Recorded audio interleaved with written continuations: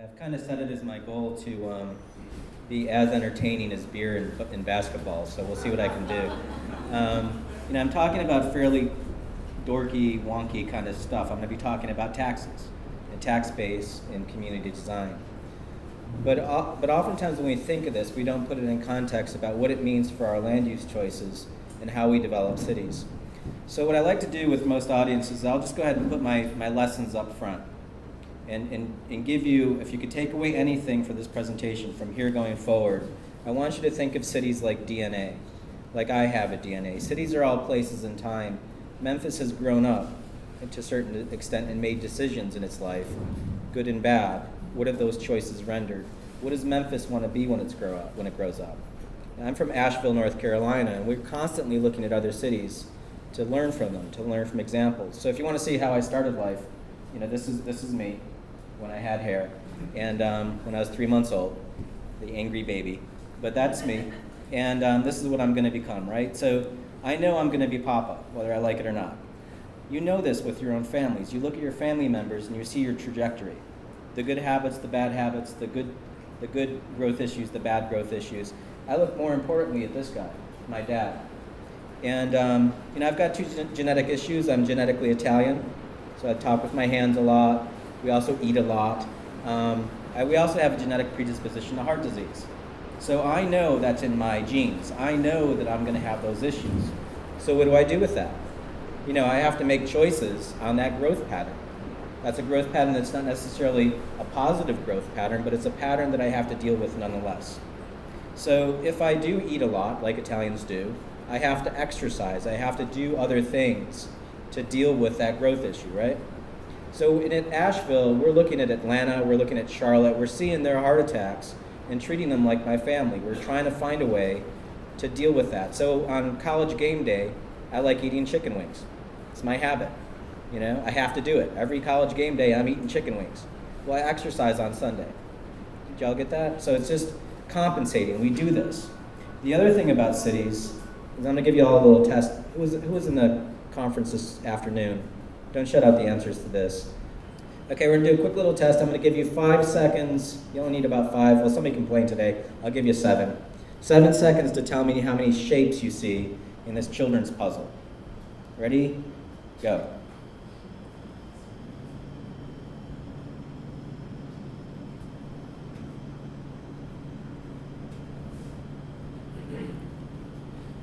Okay, how many shapes did you all see?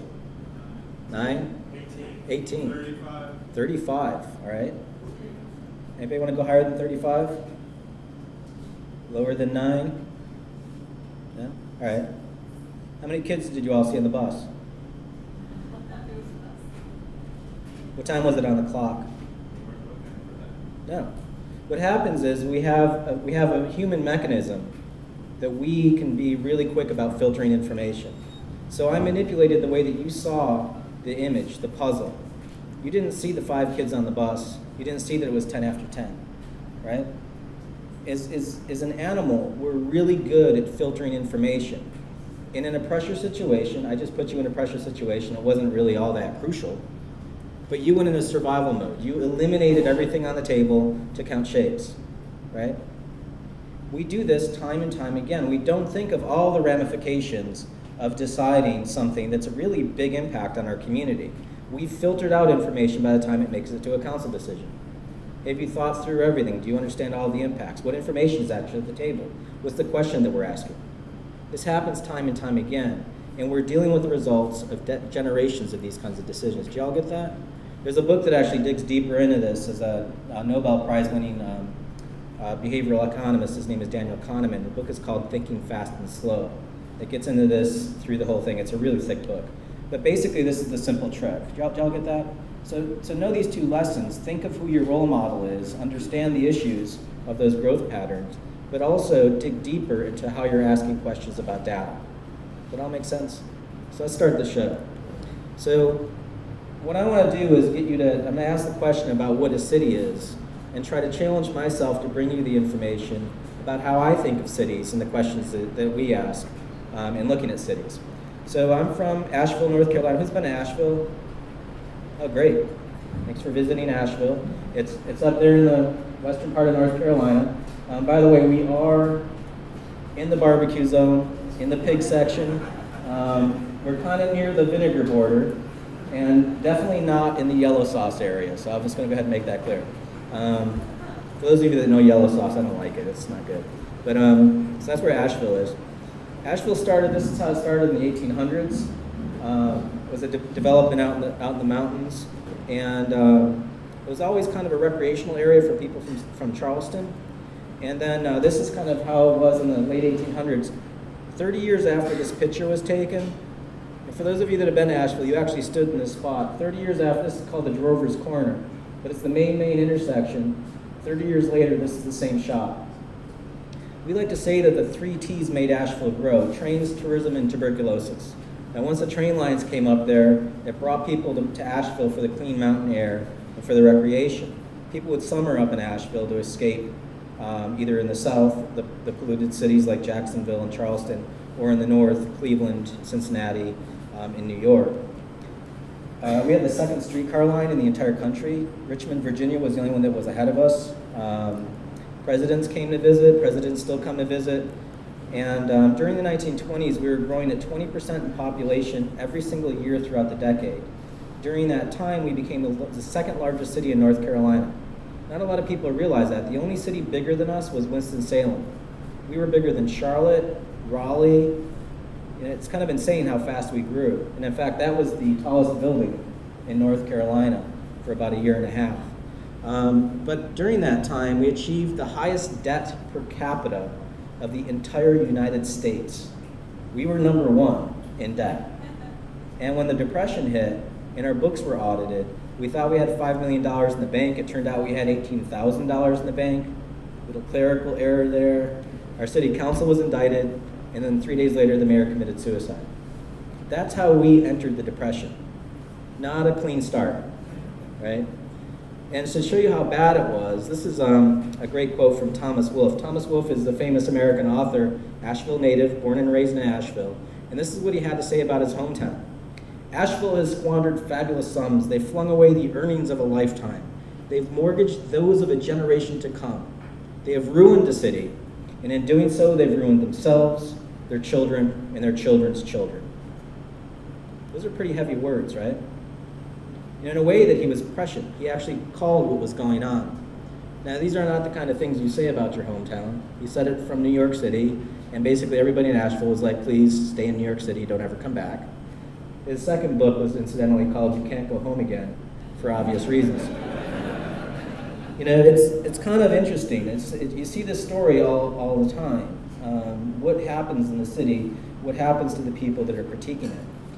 Now, what's interesting is it took us until 1976 to pay off that debt.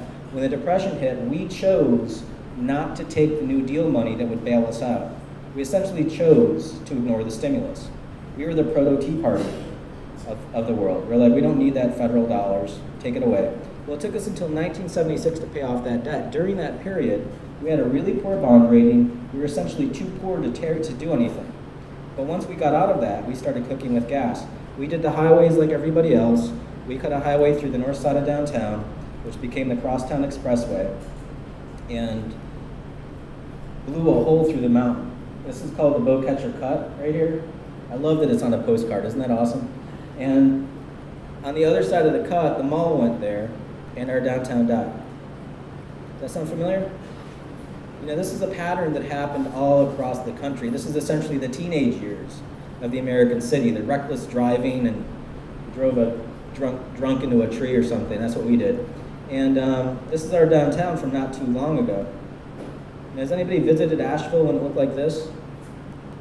I mean, this is a great real estate investment opportunity right here. Why don't y'all come and invest in Asheville? This is a 1996 Chevy Celebrity. That's not too long ago.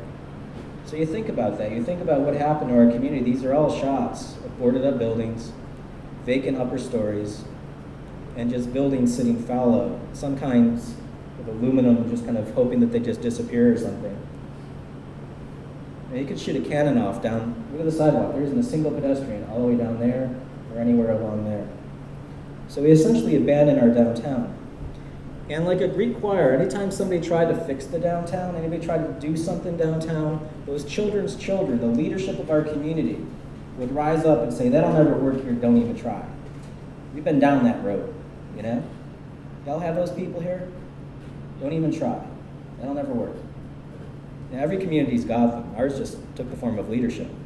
So there were people that did try, that did do things differently. This is Julian Price. Julian started a real estate development company called Public Interest Projects. That's my parent company.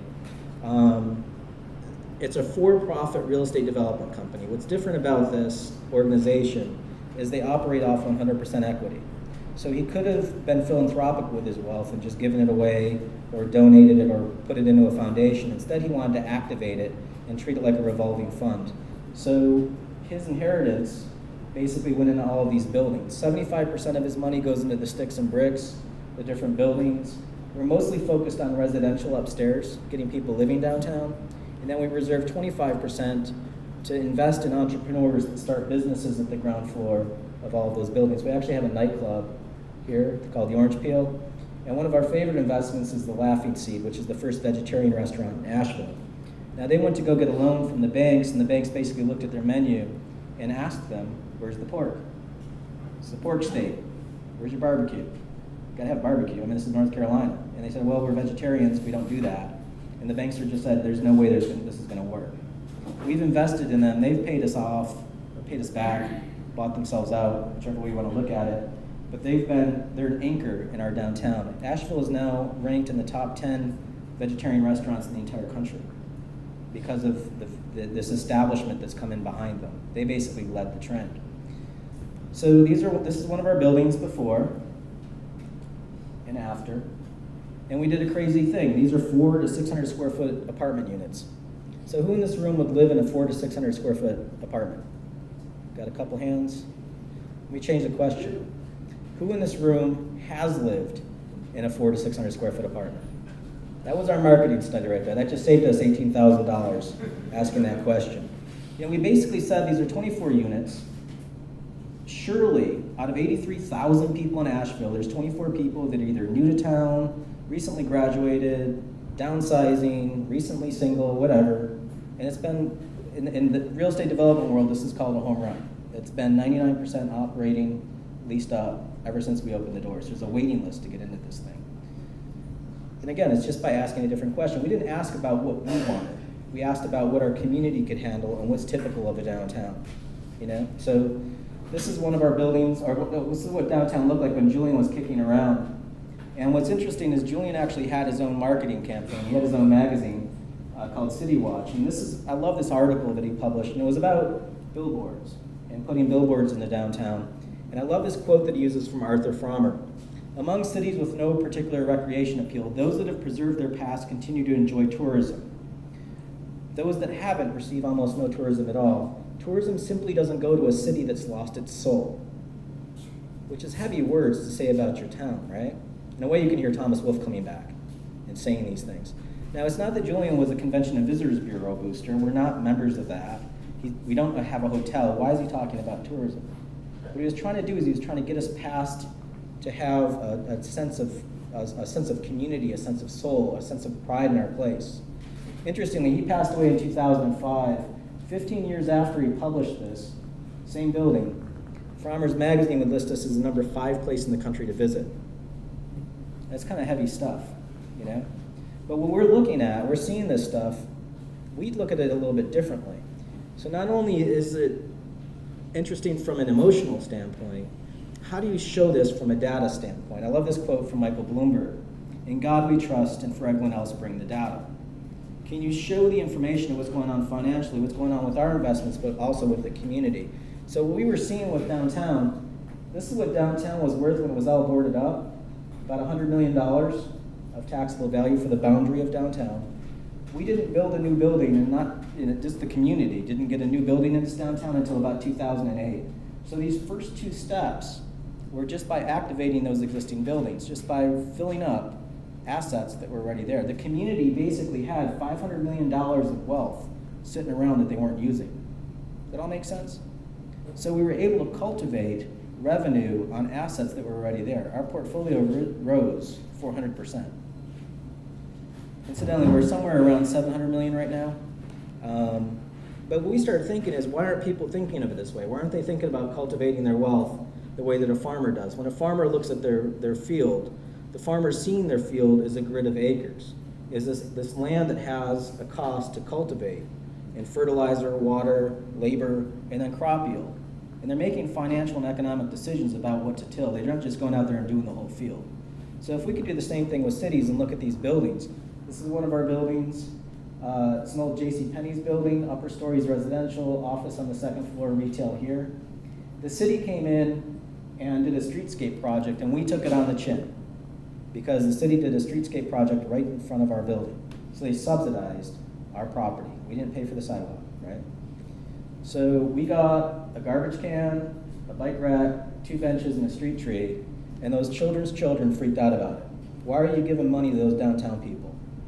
And we're like, thank you very much. We get the idea, we understand the plan. You want us to invest in downtown, we'll do that. You'll do more streetscape projects, that's good for everybody. People can walk around now. So we fixed the building. We took it from $300,000 of value, that's what it looked like, to $11 million. That represents a 3,500% increase in our tax bill, right? By taking it from one value to a higher value. Or another way of looking at it, our community now has 3,500% more revenue off one asset to cultivate more wealth. They can go out and do more bike lanes, more whatever, thanks to us. Y'all get that? Y'all have a 401k plan that grows by 3,500%? Anyone? You do? I wish. This is what happens. These are community assets, right? We're all tied together. So my community of Asheville now has a rising portfolio. Now, why aren't people seeing that? You know, we'll talk about that building, and people will be like, well, Joe, there's this Walmart over here. That Walmart's worth $20 million. That's a huge number. Walmart pays about $270,000 in property taxes. That's a really big number. All right, well, let's compare that against my house over here. This is my house. That's my wife, Caroline. These are my dogs. My dogs think they're lions. They're a little weird. But you know, Caroline and I are at about 1/10 of an acre. We're paying $2,000 in taxes. So if you had a 1-acre cookie cutter that fell from space and dropped into our neighborhood, it hit 10 houses, right? Y'all follow that? Everybody's on 1/10 of an acre. So that's about $20,000 an acre in taxes. You take that same 1-acre cookie cutter, float it in space, drop it into Walmart, it's paying $6,500.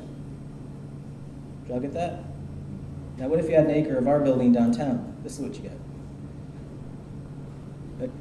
Chuck and I were presenting in Denver, and I wanted to really make it simple for the people in Denver.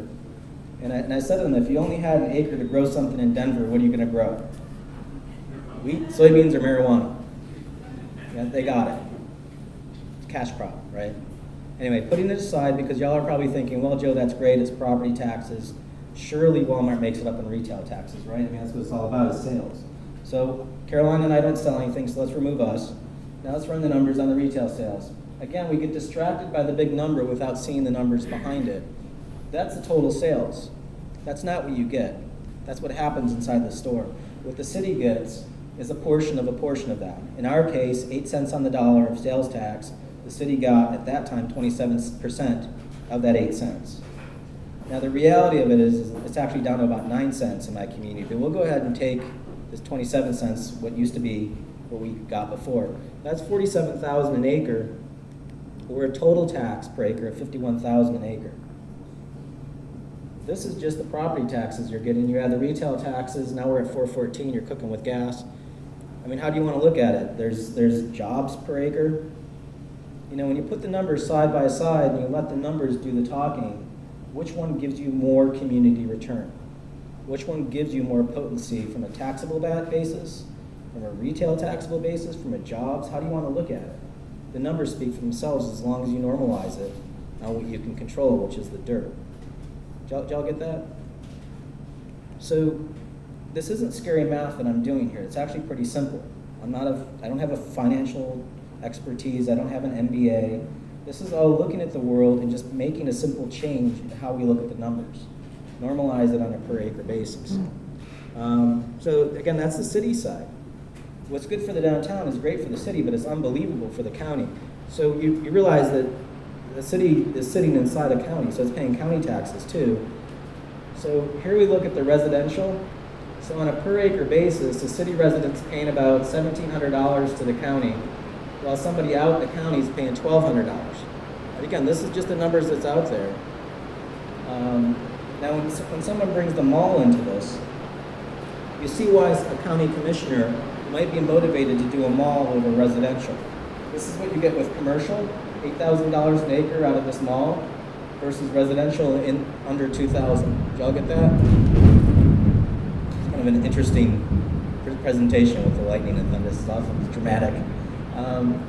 So why stop there? Let's go into the downtown and see what we do. So here's the mall here at $8,000 an acre in county taxes. Here's our building downtown at $250,000 an acre. So again, you see the potency of what happens in the downtown and why the county should be motivated to cultivate that wealth as well. So it shouldn't just be an argument that you all have with the city. Shelby County needs to be in this conversation too. So why am I bringing this stuff up this way? And really what I want to do is I want to read this bottom line here and ask the question about what government is. So this is from Webster's Dictionary, and this is the definition of incorporation. Incorporation is the forming of a new corporation. The corporation may be a business, a nonprofit, a sports club, or a government of a new city or town. So government is corporation. Government is business. You have a chartered area that you manage, that you all are shareholders in. Assuming you all are living in Memphis, you're in the Memphis Corporation, but you're also in the Shelby Corporation. You get it? So you're essentially a shareholder. The citizen is a shareholder in two forms of government that you control through your taxation. That's your sharehold and ownership. And what you pay in should be cultivated and grown. Does that make sense?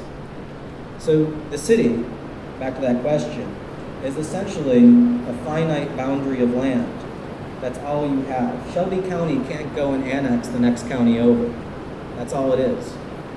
And how Memphis operates should be thought of as cash flow as well. Did y'all get that? So in Asheville's case, Asheville is worth $10 billion with a B. That's a huge number. It's actually 3 times Donald Trump's portfolio wealth. So we're 3 times the Donald, or another way of looking at it, we're worth more than all these sports teams combined. Right? The Titans are only worth $1 billion. We're like 10 times the Titans.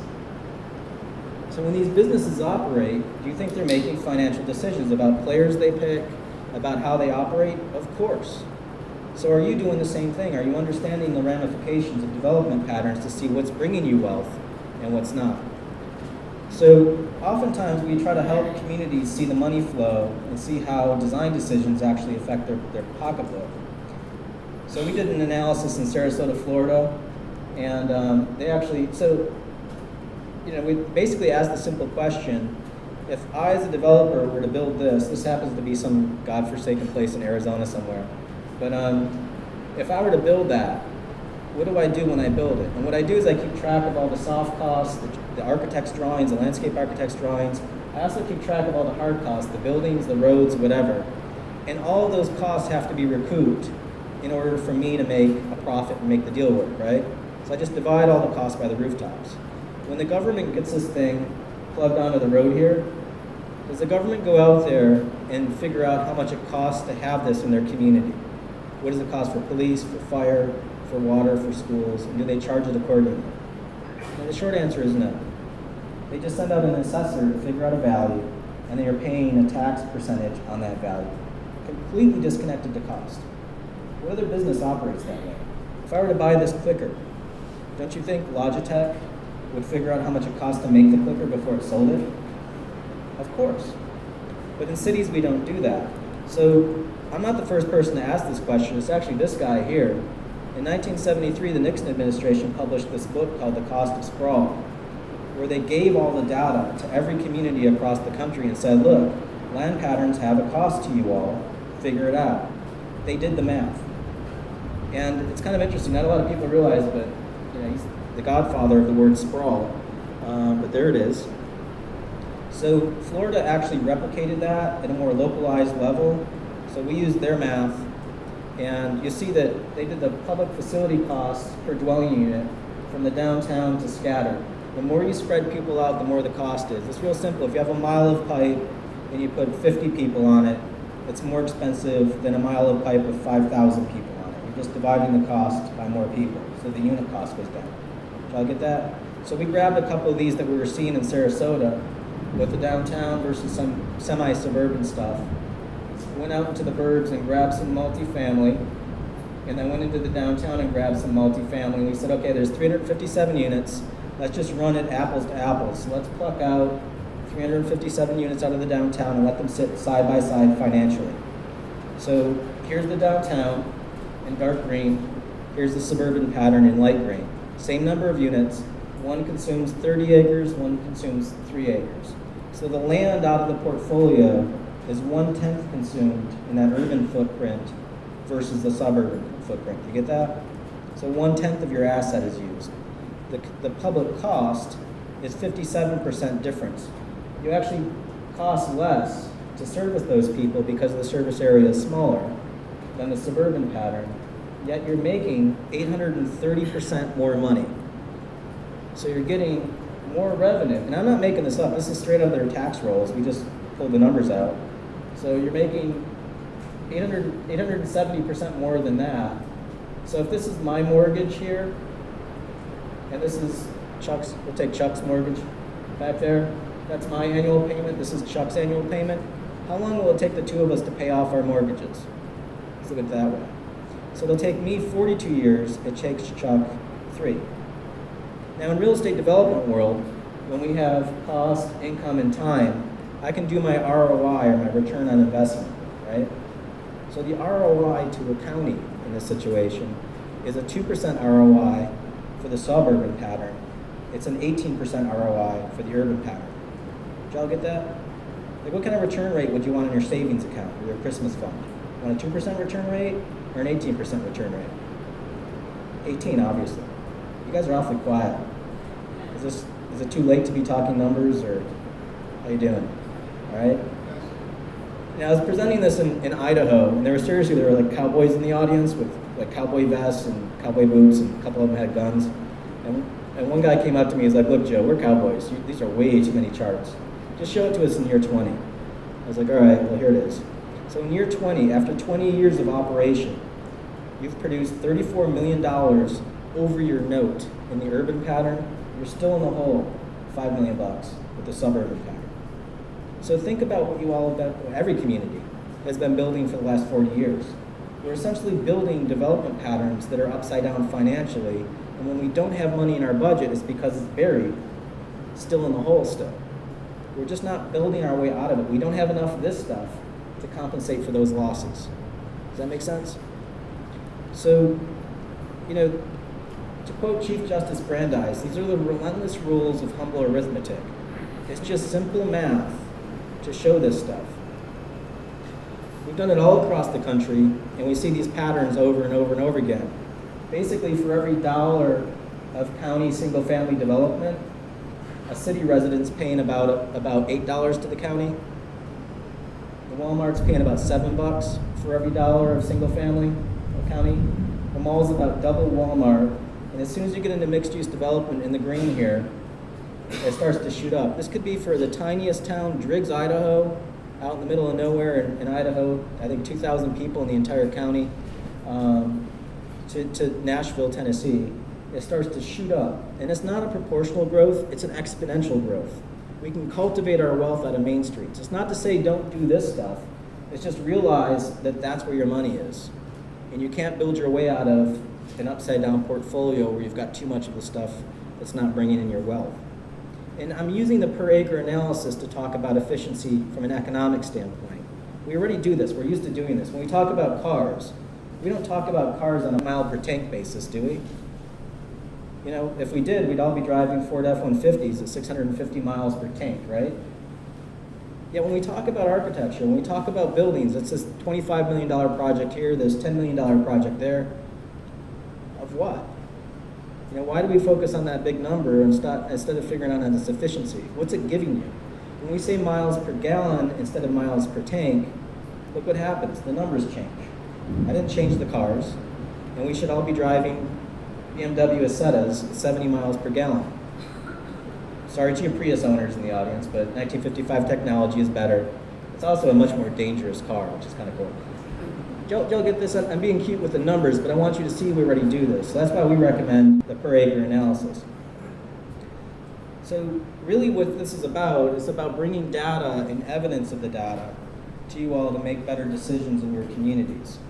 So we did an analysis over in Nashville, which is a deeper drill down. We compared our downtowns. I'll just blow through this. We thought it was funny that we actually have more beer than they do. This is Asheville, this is Nashville. We were about 5,000 people per brewery. They're at about 90,000 people per brewery, so we're doing good. Or we have a problem, depending on how you want to look at it. They also compared, an interesting study that they did before we got there was a study on new urbanism development. This is a development called Lenox Village. It's a suburban development out on the edge of town with commercial, high-density, multifamily, and then single-family kind of all blended together in this walkable environment. Right across the street, this is it here, right across the street is this other development called Bradford Hills, which is your conventional cul-de-sac residential with this little buffer of commercial here.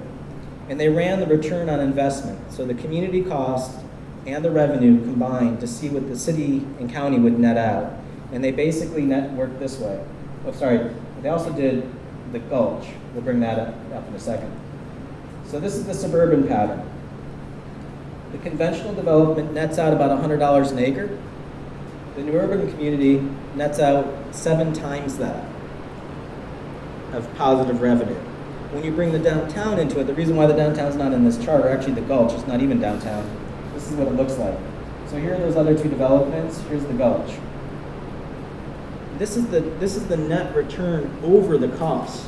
So this is what this community ends up with on a per acre basis. Y'all get that?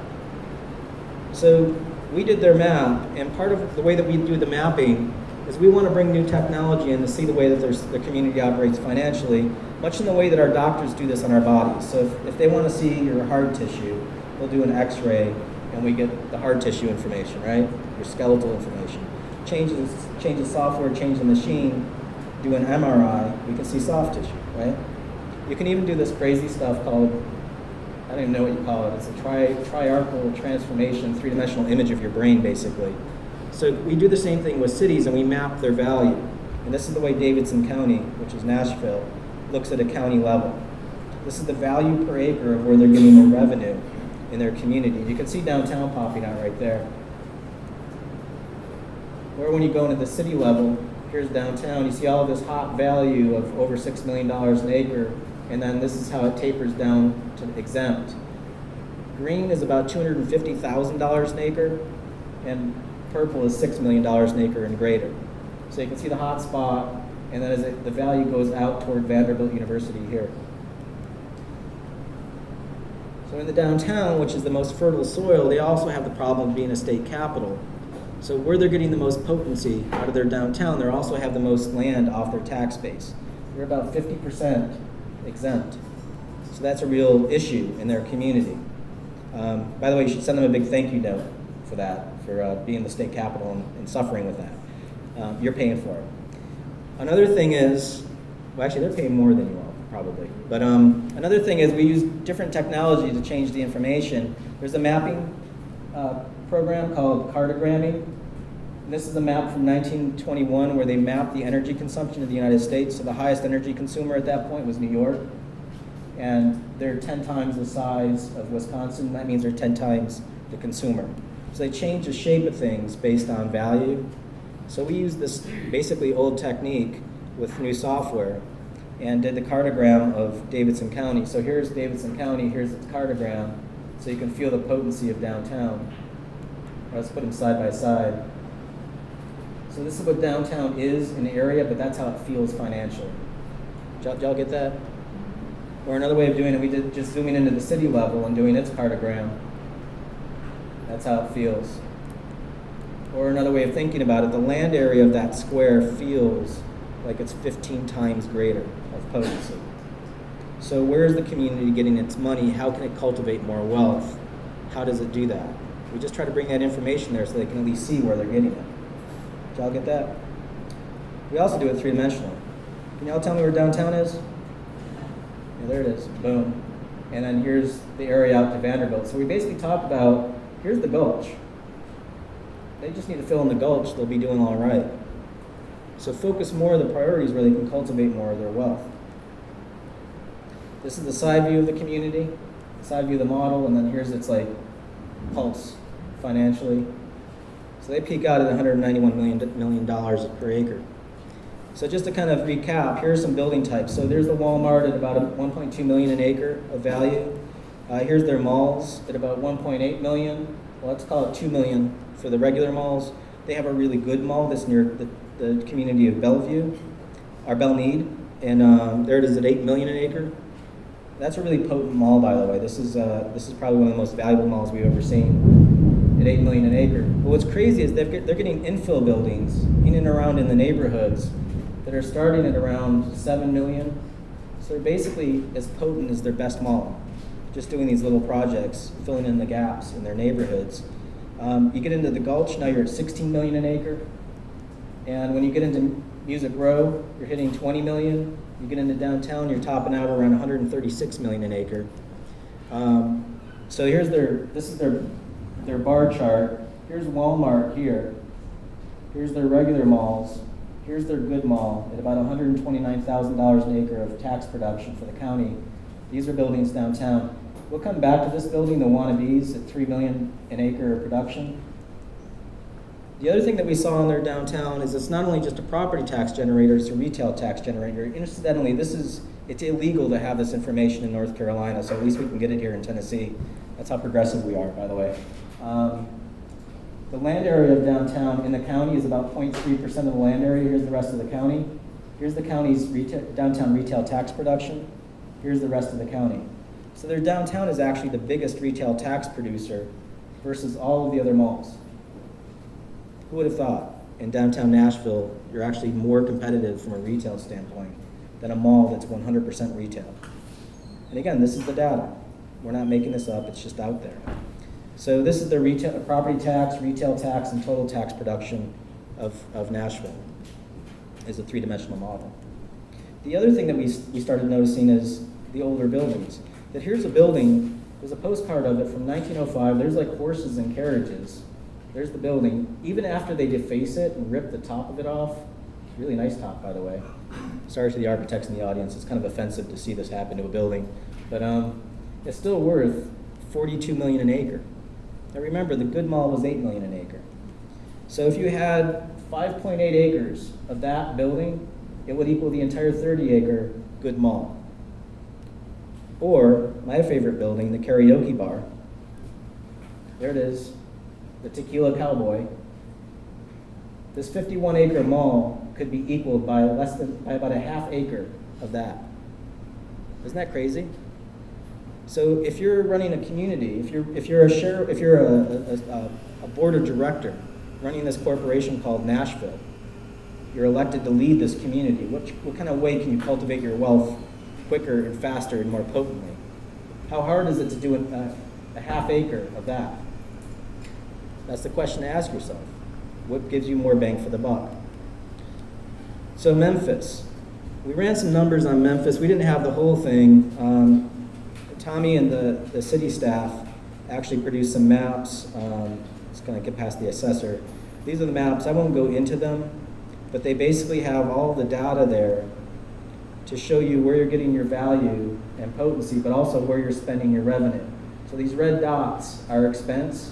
So you've got a lot of expense out here, and you don't see any, it's all gray. That means there's very little revenue return out there versus here you're seeing a lot of yellow, which means you're getting a lot of revenue return, and you're also making capital improvements there as well. So you all are doing this. You have which is a great start. So we just grabbed some examples. This is one of my favorites. This is the Wolf Chase Galleria Mall. And just to give the mall a fighting chance, we grabbed all of its out parcels all around it, the satellites.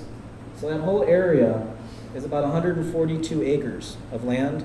That's worth $81 million. But on a per acre basis, you're looking at about $500,000 an acre. for that development, right? Now again, this is all in Shelby County, so this is one of your brothers and sisters out there paying taxes. So there it is. Just a couple doors down, that building right next to TJ Mulligan, so we're kind of like right over here somewhere. It's $35,000, let's say 35 and a half on 0.09 acres. So that's a $405,000 an acre tax producer. Did y'all get that? You remember Wolf Chase, right? $500,000. This is almost as good as a producer as Wolf Chase. The building right next to it, this guy, is actually better by almost 3 times than Wolf Chase. It's kind of amazing. You get in out here on Broad Street. This is Victory Bicycle. This is more productive. That little building is more productive than the mall on a per square foot, per acre, per whatever basis. Pound for pound, this is punching above its weight. You get into downtown, now you're looking at 6.9 million an acre of value, again, versus $500,000 out of Wolf Chase. This was kind of interesting. This is the Exchange building here, 3.7 million an acre of value. And what's amazing is, and this is the thing that pulls on my heartstrings as an architect, this is a building that's been around your community for 100 years. You know? Your great-grandparents brought this thing to your community one way or another. And it's been a high-performing asset in your community at a high level for generations. Is the Wolf Chase Mall going to be here 100 years from now? It's that simple. You know? Just down the street, this guy here, the Porter building, is 11, let's say 12 million an acre. Now again, Wolf Chase Mall is $500,000. So basically, if you had 7 acres of that, would equal the entire 144 acre of that. Did y'all get that? Yes? Is it just weird to look at it this way? So even the buildings around the corner, the one just around the corner over here, if you had 55 acres of this, it would equal the entire 144 acre mall. So that's digestible in your community. You have them all over the place. So let's step back out. You know, Shelby County is a $16 billion corporation. It's worth more than all of these sports teams combined, much in the way that my community is. When you get into the city, the same is true. The city's about $9 billion. Now, what's amazing about this is we expect our sports teams to function financially. You know, your city is essentially 29.3 times the value of the Grizzlies. Imagine that. Like, you all are shareholders in 29 Grizzlies teams. And I can guarantee you that Robert Parra knows what the towel bill is in the locker room for Zach Randolph. So if he's running those numbers, shouldn't y'all be running those numbers? Should you be expecting your community to run those numbers to figure out if you can afford Zach Randolph? You know, it's that simple. This is the math that runs communities. So know your intake, know your costs, know what, we do this with potato chips, we do this with our water bottles, we put that intake information on it, what's good for us, what's bad for us. Do the same with cities. I eat the chicken wings, I know what the fat content is in them, I just have to balance that out with my broccoli and whatever the next day. So I'm just going to show you a little bit of a bad example. I like to think of it as the ghost of Christmas future. We did the analysis of Gwinnett County, Georgia. How many of y'all know where Gwinnett County is? It's kind of northeast. Here's Atlanta. So it's out 85. It's this whole county out here. And it's made up of the towns of Norcross, Duluth, Snellville, Lawrenceville, Suwanee, and Beaufort. And what's crazy is the whole time they're just like, look, we're a rural place, we're not a city. The city's this other thing that we commute to. And they kept on saying they were rural. So we pulled their numbers. Here's their county. They're about 1,800 people per square mile. DeKalb County, which is where Atlanta is, or part of Atlanta, is about 2,800. So yes, they're right. They are less dense than DeKalb. What was interesting is we had other North Carolina counties, so we just went ahead and threw them into the pile and looked at them. So here's my county. We're at about 350 people per square mile, the city of Asheville, with our surrounding counties. So there it is. That's what rural looks like, you know? Do y'all know what Mecklenburg County is, North Carolina? It's Charlotte. We showed this to them. We're like, look, how'd you guys pull this off? You're 200 people denser per square mile than Charlotte. When you drive there, you see a city. How is it you guys have gotten more dense? You didn't produce a city in the process. Your biggest city is Lawrenceville, 20,000 people. How'd you do that? Now, this is Raleigh. That's Greensboro. This is Chapel Hill. They're more dense than all those places, yet in their mind, they believe this myth that they're rural. They're not. They've become a city. What's crazy about it is this is what they've cultivated in that process. This is Gwinnett County. The highest value per acre they pulled is $8 million an acre. Did y'all get that? This is our county at $46 million an acre, so we top out with more wealth production than they do. This is Chapel Hill, Greensboro, Raleigh, and this is the less dense Charlotte, North Carolina, at $150 million an acre at their top end.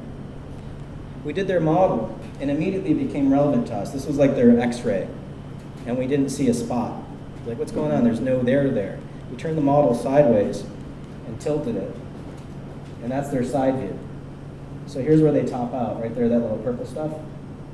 But it's basically like a big, thick carpet. They've spread their wealth horizontally, taking in all that infrastructure without cultivating any spike. What we typically see is this. That's the difference. Can y'all tell me where downtown is? Boom. This is downtown Carborough, and this is downtown Hillsborough. Even though this is a smaller town, it still has its spike. We weren't seeing a spike in Gwinnett County. So this is the side view of Chapel Hill. This is Chapel Hill, Syracuse, New York. Can't really see the spike there, but it peaks out there. And this is Gwinnett. So this county is 100,000 people. This is 400,000 people. This is 800,000 people. All of the counties are about the same square mileage, yet the populations are totally different. And so these are how the values work out if you do the heart monitor to see how they spike up. So if you were a community building wealth, which kind of wealth would you want to have? What brings you in the return? And we didn't say everybody needs to live in the downtown, everybody needs to be in this spike, but just don't forego that opportunity. A certain percentage of your population will choose that. Did y'all get that? So just look at their downtowns and do the same thing.